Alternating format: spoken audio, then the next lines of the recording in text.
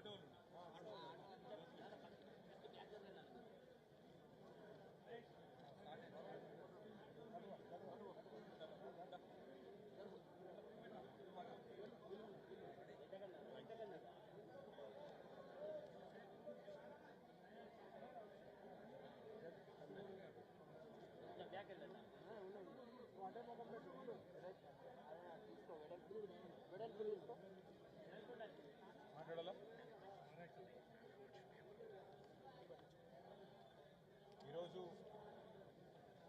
వీర్నపల్లి మండలం అడవిపదిరా గ్రామానికి సంబంధించిన సోదరుడు నాంపల్లి సతీష్ గారు చదువుకున్నవాడైనప్పటికీ కూడా ఉపాధి అవకాశాలు లేక ఎక్కడికో బతుకు తెరువుకు నేను గల్ఫ్కి పోను, ఇక్కడనే ఉంటా, ఇక్కడే ఉండి భార్యా పిల్లలతో కష్టపడి పొట్ట కూటి కోసం తిప్పలు పడైనా సరే ఇక్కడే నా వాళ్ళ ముందే ఉంటా అని చెప్పి గత 6 సంవత్సరాలుగా ఆటో నడుపుకుంటూ తన జీవనోపాధి పొందుతూ ఉన్నాడు. ఆ తమ్ముడు గత 6 నెలల్లో ముఖ్యంగా ఆటో నడవక, ఉపాధి లేక కృంగిపోయి అప్పుల భారం పెరిగిపోయి చివరికి ఆటో ఏదైతే ఫైనాన్స్లో తెచ్చుకున్నారో వారికి కూడా డబ్బులు కట్టే పరిస్థితి లేక వాళ్ళ ఆత్మహత్యకు ప్రయత్నించి సావు బతుకుల్లో కొట్టుమిట్టాడుతూ ఉన్నాడు. వారిని చూడడానికి ఇక్కడ ఎల్లారెడ్డిపేట మండలంలోని అశ్విని హాస్పిటల్కి రావడం జరిగింది.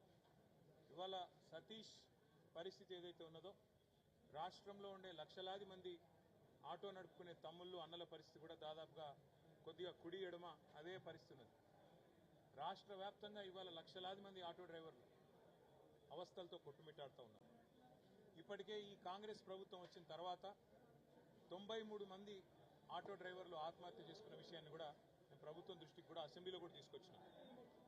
కేవలం దృష్టికి తీసుకురావడం మాత్రమే కాకుండా ఏ నియోజకవర్గంలో, ఏ జిల్లాలో, ఏ మండలంలో ఆ 93 మంది ఉన్నారు వారి పేర్లు వివరాలతో సహా ప్రభుత్వానికి శాసనసభలోనే మేము మా పార్టీ తరఫున కూడా అందజేసి ఒక్కొక్కరికి ఈ ప్రభుత్వం ఖచ్చితంగా 10 లక్షల ఎక్స్గ్రేషియా ప్రకటించి ఆదుకోవాలని చెప్పి కూడా డిమాండ్ చేయడం జరిగింది. ఎందుకు అంటే ఇదే ప్రభుత్వం, ఇదే కాంగ్రెస్ పార్టీ ఎలక్షన్లకు ముందు అరిచేతిలో వైకుంఠం చూపెట్టింది ఆటో నడుపుకునే అన్నదమ్ములకి.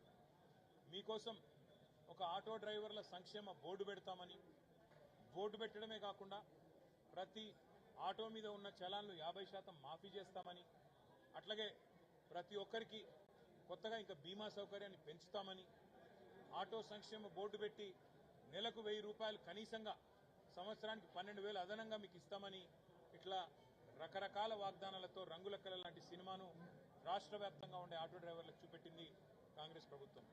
కానీ ఈరోజు వాస్తవ పరిస్థితి ఏంటి అంటే 93 మంది మరణించినా, శాసనసభలో నిలదీసినా, నష్టపరిహారం ఇవ్వాలని డిమాండ్ చేసినా దున్నపోతు మీద వానబడ్డట్టున్నది తప్ప కనీసం ఇప్పటిదాకా ఉలుకు లేదు, పలుకు లేదు, స్పందన లేదు. ఒక్క ఆటో డ్రైవర్ను కూడా ఈ ప్రభుత్వం ఇప్పటివరకు 2 ఏళ్లలో ఆదుకున్న పాపాన పోలేదు. ఆటో డ్రైవర్లకు సంక్షేమ బోర్డు అన్నారు, దాని ఊసు కూడా లేదు. నెలకు 1000 రూపాయలు, సంవత్సరానికి 12,000 అన్నారు. అది సరిపోదు, మాకు ఎక్కువ వేయాలని ఆటో డ్రైవర్లు కొట్లాడుతుంటే వారికి మరి ఇవాళ ఇప్పటి వరకు కూడా కనీసం న్యాయం చేయలేదు. మన తర్వాత తెలంగాణ రాష్ట్ర ప్రభుత్వం వచ్చిన తర్వాత, ఇక్కడ ఎన్నికలు జరిగిన తర్వాత దాదాపు 6 నెలలకు ఆంధ్రప్రదేశ్లో ఎన్నికలు జరిగి అక్కడ తెలుగుదేశం ప్రభుత్వం వచ్చింది. వాళ్ళు కూడా మాట ఇచ్చినారు ఆటో డ్రైవర్లకు ఇస్తాం డబ్బులని. మరి ఇవాళ మీరు చూస్తే చంద్రబాబు నాయుడు గారి ప్రభుత్వం అక్కడ 15,000 రూపాయలు చొప్పున ఆటో డ్రైవర్లకు ఇస్తున్నామని చెప్పి నిన్నగాక మొన్న దాదాపు 6-5 లక్షల దసరాకి 6-7 లక్షల మంది ఆటో డ్రైవర్లకు అక్కడ డబ్బులు ఇచ్చే పథకాన్ని ప్రారంభించినారు. నేను అడుగుతా ఉన్నా ఇలా కాంగ్రెస్ ప్రభుత్వాన్ని, ఇవాళ రాష్ట్ర వ్యాప్తంగా 93 మందిని చంపింది చాలదా? 93 మందిని ఇవాళ బలి తీసుకున్నది చాలదా? మీరిచ్చిన హామీలు నెరవేర్చకుండా ఇంకా ఎన్ని రోజులు ఇదే రకమైన కాలక్షేపం చేస్తారు? ఇప్పటికైనా వెంటనే మేల్కొని ఆటో డ్రైవర్ల సంక్షేమ బోర్డు వెంటనే అనౌన్స్ చేయాలి. నెలకు 12,000, నెలకు 1000 రూపాయలు, మొత్తం సంవత్సరానికి 12,000 అన్నారు. 2 ఏళ్లకు గాను మీరు ప్రతి ఒక్క ఆటో డ్రైవర్ కుటుంబానికి ఇప్పటికీ 2 ఏళ్లకు గాను 24,000 రూపాయలు బాకీ ఉన్నారు. వెంటనే ఆ బాకీ కూడా ఇవ్వాలి. దాంతోపాటు చనిపోయిన ప్రతి ఆటో డ్రైవర్కు మరి 10 లక్షల రూపాయల చొప్పున ఎక్స్గ్రేషియా కూడా ప్రభుత్వం వెంటనే చెల్లించాలని డిమాండ్ చేస్తా ఉన్నాం. ఇంకొక మాట కూడా నేను గుర్తు చేస్తా ఉన్నా. కేసీఆర్ గారి ప్రభుత్వం ఉన్నప్పుడు ఆనాడు రాష్ట్ర వ్యాప్తంగా ఉండే అసంఘటిత రంగంలో ఉండే డ్రైవర్లు, ఆటో నడుపుకునేటోళ్ళు కావచ్చు, ప్రైవేట్ బస్సులు నడుపుకునేటోళ్ళు కావచ్చు, లేదా ఇంకా ప్రైవేట్ టూర్స్ టాక్సీలలో ట్రావెల్స్లో పనిచేసేటోళ్ళు దగ్గర 10 లక్షల మందికి 5 లక్షల ప్రమాద బీమా కల్పించింది కేసీఆర్ ప్రభుత్వం. ఈ కాంగ్రెస్ ప్రభుత్వం ఎంత దుర్మార్గమైన ప్రభుత్వం అంటే ఆనాడు కేసీఆర్ గారు తెచ్చిన పథకాన్ని అమలు చేయకుండా, దాన్ని కంటిన్యూ చేయకుండా మొన్న అక్టోబర్లో కట్టాల్సిన ప్రీమియం కూడా, ఇన్సూరెన్స్ ప్రీమియం కూడా కట్టకపోవడం వల్ల దాదాపు 8-8.5 లక్షల మంది డ్రైవర్లు ఇవాళ వారికి ప్రమాద బీమా లేని పరిస్థితి వచ్చింది. అందుకే కాంగ్రెస్ ప్రభుత్వాన్ని మేము డిమాండ్ చేస్తున్నాం. గతంలో కేసీఆర్ గారు తెచ్చిన బీమా పథకం ఏదైతే ఉందో దాన్ని కంటిన్యూ చేయండి. చేతనైతే మీరు ఇచ్చిన మాట నిలబెట్టుకుని దాన్ని 5 లక్షలు ఉన్నదాన్ని 10 లక్షలు చేయండి. అంతేగాని ఈ రకంగా వాళ్ళని మోసం చేయడం, రెక్కాడితే గాని డొక్కాడని వాళ్ళను ఇబ్బంది పెట్టడం మంచిది కాదు. వాళ్ళ పొట్ట మీద కొట్టడం మంచిది కాదు. మీరు కావాలంటే మేము ఫ్రీ బస్ పథకాన్ని వ్యతిరేకిస్తలేం. ఫ్రీ బస్సుని ఇంకా పెంచండి. ఏసీ బస్సులకు కూడా ఫ్రీ బస్ పథకం వర్తింపజేయండి. ఖచ్చితంగా మరిన్ని బస్సుల సంఖ్య కూడా పెంచి మహిళలు కూర్చున్నతందుకు కూడా అవకాశం కల్పించండి. కానీ ఆ పేరు చెప్పి ఇవాళ లక్షలాదిగా ఉన్న ఆటో డ్రైవర్ల పొట్ట కొట్టకండి.